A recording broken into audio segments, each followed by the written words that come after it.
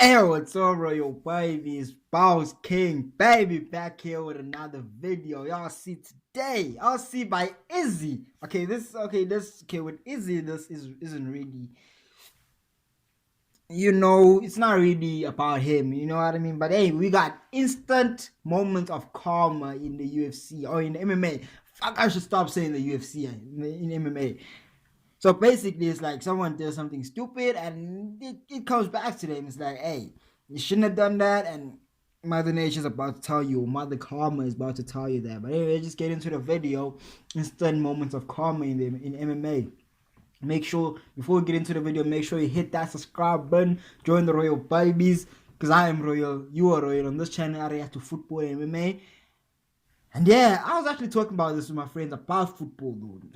So listen, I know you're here for MMA. I know you're here for MMA, but listen, I was saying that I wish more football players were like MMA fighters, like cocky and shit. Because some of them are cocky. If you look at Kobe, we look at McGregor, we look at who? Usman is getting that cocky energy for sure. This nigga is cocky, but if we can get that energy from players like Zlatan Ibrahimovic, whatever how the fuck you say his second name, it'll be more enjoyable, to have those players that are fucking cocky. But football is just so humble. But anyway, let's just get into the video, bro. Let's get it. Confidence is an essential attribute for anyone hoping to have a successful career in professional mixed martial arts. Okay. Of course, there is a fine line between confidence and arrogance. To illustrate the previous point, let's take But I kind of like arrogance. I ain't gonna lie to you. I ain't gonna lie. I have no problem. Let's take a look at incidents in which bad karma may have come back to haunt a fighter. Now, without further ado, and ranked in no particular order, here are 10 moments of karma in MMA. Number 10. Julian Wallace versus Ben Nguyen. Covered in tattoos from head to toe, Julian Wallace, aka Jules the Jackal, is an intimidating looking individual. Heading into his Nitro MMA 11 bout with Ben Nguyen, the Jackal tried to up the intimidation factor. At the weigh-ins, the then Nitro Bantamweight champion shoved his hand you gotta chill with the tattoos, in bro. his face and proceeded to push him back. He followed up by getting face-to-face with the challenger and even headbutting him. However, the bullying tactics didn't have the desired effect or bring good fortune. Nguyen would end up knocking out Wallace in just 25 seconds to become the new Nitro Bantamweight champ. Number 9. Hey. James Gallagher versus Ricky Bandejas.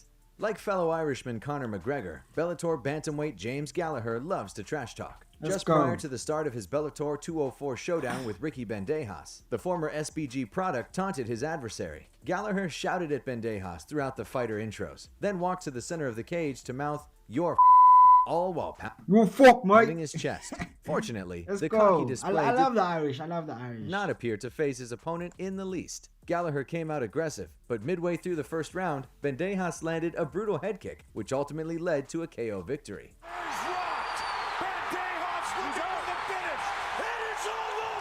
In the end, did he kiss it would him? be Ricky Bandejas who had the last word. I mean, you don't even have to say no homo. I still support that. His fallen foe before walking off to celebrate the big win. Number 8. Joe Harding versus Johan Segas. British Challenge MMA 18 featured an amateur bout between featherweights Joe Harding and Johan Segas. Little did either fighter know at the time, the seemingly insignificant contest would end up going viral. Harding had things well in hand for most of the bout and got so comfortable that he began showboating. The headstrong amateur was putting on quite the show between dancing about and putting his arms behind his back. Unfortunately for Harding, while attempting to do the robot, he was hit with a devastating head kick that turned his lights out. Again with the jab. Thanks to some ill-advised dance moves, Johan Segas was able to pull victory from the jaws of defeat in a fight that received over 9 million views on YouTube. The famous fight is a classic example of how karma can come back to bite an overconfident athlete. Number 7. But I don't be quoting that karma. I feel like, come on, bro. Karma is when you do something that is unacceptable. Okay, this is like basically showing the person that he's pussy. He can't do shit. But this is not karma, man. It's like, I don't know, bruh. It's like, I don't know. I don't know. Versus Amitesh Chabe. At Super Fight League 43 in 2015, undefeated welterweight Jason Ramesh Solomon was set to put his 4-0 record on the line, taking on the relatively unknown Amitesh Chabe, a fighter out of India, boasting a record of 4-3. Solomon made his way to the ring with all the bravado of a Bollywood A-lister. The man known as the Delhi Don danced around while trying to get the crowd fired up, and even stopped to do a pull-up before entering the cage door. Moreover, Solomon went back to mock Chabe just before the opening bell. As it turned out, the I like the Bollywood movies. You know, the movies are so entertaining. entrance would be the high point of his evening. No racism. Fuck! Why the fuck did I do that? I don't know, bro. I don't know. No.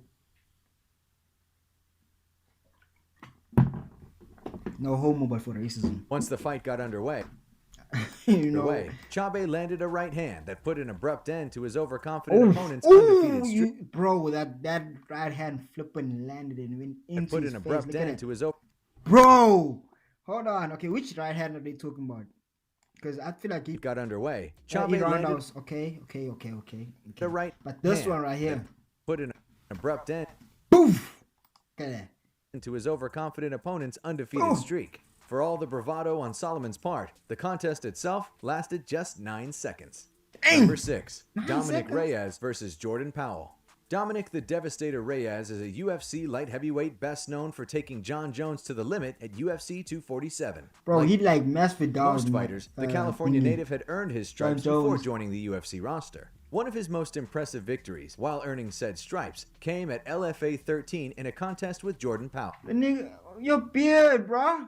Hey, hold on. The match showed that taking one's eye off the ball, even for a second, can anger the MMA gods. After getting the worst of an exchange, Powell nodded to show he wasn't fazed, and was met with a frightening head kick that sent him crashing to the mat. The 53-second KO win showed that showboating doesn't have to be excessive to be costly. Number 5, Michael Venom Page versus Douglas Lima. Bellator's Michael Venom Page is a fighter known for being a flashy striker we know him. style. We know him. For the most part, MVP has gotten away with a hands-down kickboxing approach that often features a healthy dose of showboating. However, former 3-time welterweight champion Douglas Lima was able to make the London-born fighter pay for his taunting ways. Page came out with his hands down and began his usual showboating during the opening minutes of the fight. However, this behavior eventually caught up with him in round 2, when Douglas Lima landed a low kick followed by a vicious uppercut to earn Y'all remember, bro, I think if you watch that video, there's other video like where there's like effects on MMA knockouts and shit. Yeah, bro, like he just... Bro, I like how he just trips him in. You know, hey. The fight. However, this behavior eventually caught up with him in round 2, when Douglas Lima landed a low kick followed by a vicious uppercut to earn a knockout win. The result was an instance in which style did not beat substance. Number 4, Bob Sapp versus Alexander Emelianenko. In his prime, Bob the Beast Sapp was a terrifying super heavyweight with a knack for putting opponents away. However, as his career progressed, the Beast earned a reputation for not giving 100%, with some pundits even accusing him of throwing fights. Still, even as the losses mounted, at 6'5", weighing over 300 pounds, the Colorado native remained an imposing figure. Heading into his 2013 bout with Alexander Emelianenko, Sapp tried to strike fear in his opponent's heart with an intimidating stare-down just prior to their fight. However, the stone-faced Russian was seemingly unaffected by the gesture. Alexander wasted little time in dispatching his adversary, who rolled up in the fetal position as soon as he began absorbing damage, with the fight being stopped just moments later. By the time the fight ended, Sapp's intimidating persona had taken a significant hit. Number 3, Betch Correia versus Holly Holm.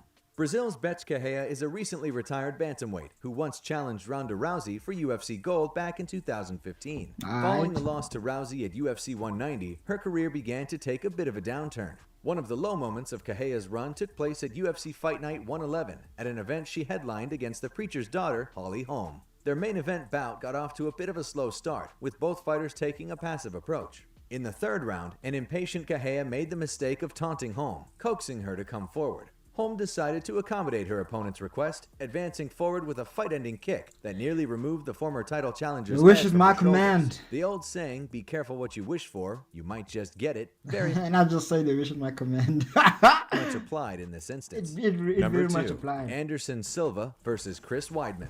Anderson the Spider Silva is a former middleweight champion who has earned the right to be called a legend of the sport. The Brazilian striker was Video on him coming real soon, like real soon this week. a relatively mild-mannered, I can stay respectful tuned for that. competitor Make sure you outside subscribe. the cage. That said, Silva often taunted opponents while competing and tried to get inside their heads. The overwhelming majority of the time, the strategy worked, helping the longtime middleweight king put away some of the sport's biggest names. However, whether it was karma, age, or simply a bad stylistic matchup, his antics would eventually backfire in his UFC 162 clash with the All-American Chris Weidman. In what would go down as one of the UFC's most famous knockouts, Weidman caught Silva with a big left hand while the champion was mockingly trying to dodge shots with his hands down. The action would cost Silva his long-held middleweight title and signal a changing of the guard in the division. Number 1. Joanna Jędrzejczyk versus Rose Namajunas. Joanna Jędrzejczyk was the long-time UFC strawweight champion known for trying to intimidate opponents leading into her bouts. Damn, while her world... Hey, hold on, that's way too cute. Wait, hold on now. Joanna...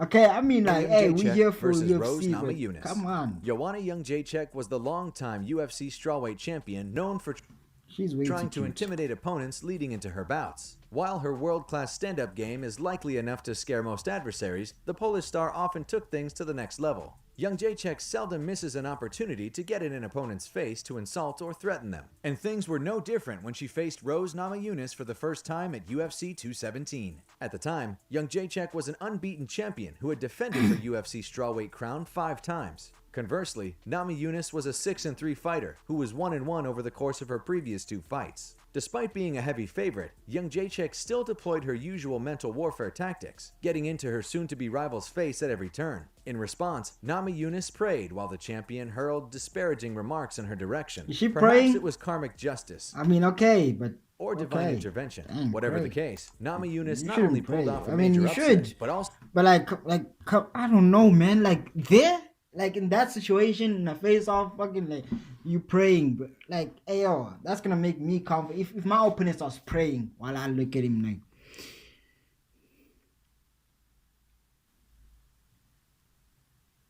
man, I talk to him. I don't want to say no sus shit. I don't want to say nothing gay, so I'm not gonna say anything. Cause right now, if I go off the top of my head, I'm gonna say some of the stupidest shit in the world. But if my opponent starts praying in front of me, I'm going home and telling myself, flip it. I made him pray, nigga. I'm winning that shit. But hey, you can see the prayer worked here. But hey, in round 1, thus scoring a shocking TKO victory. As always, if you guys enjoyed the video, please be sure to let me... Anyways, yeah, bro, that is it for the video, guys. I hope you guys enjoyed it. I did, for sure, bro. You know what I mean? But anyway, that is it for the video. Make sure you hit that subscribe button. I don't know what happened to my fingers, bro. Like, these two fingers right here. Like, they both painful right here. Like, it's my left. I'm right-handed. In case you're thinking, I'm right-handed. So, you know, it can't be these two. But anyways, unless I was, because I be having him all sides. Sometimes even my toes be sore because, I've been using all 5 of my limbs. But anyways, that is it for the video. Hope you guys enjoyed it. I did enjoy it. Make sure you hit that subscribe button. Like the video, share the video. I don't know what else. Just, yeah, join the royal babies because I'm royal. You are royal. That is it for the video. Peace.